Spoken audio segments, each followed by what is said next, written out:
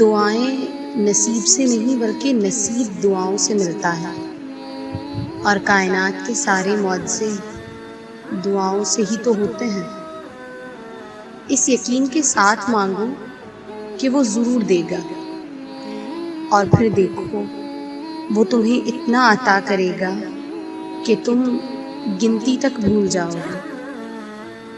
جب بھی اداس ہونے لگو تو خود کو یہ یاد دلایا کرو کہ جس نے مشکل دی ہے اس نے مدد کا وعدہ کر رکھا ہے۔ وہ تمہارے ہاتھوں کو تب تک خالی نہیں کرتا جب تک وہ انہیں اور بہتر چیز سے بھرنے کا ارادہ نہیں کر لے۔ آزمائش کے لیے چنے جانے والوں کی دعاؤں کو بھی اللہ نے قبولیت کے لیے چن رکھا ہوتا ہے۔ یقین رکھیں اللہ بہتر نہیں بلکہ بہترین نوازنے والا ہے۔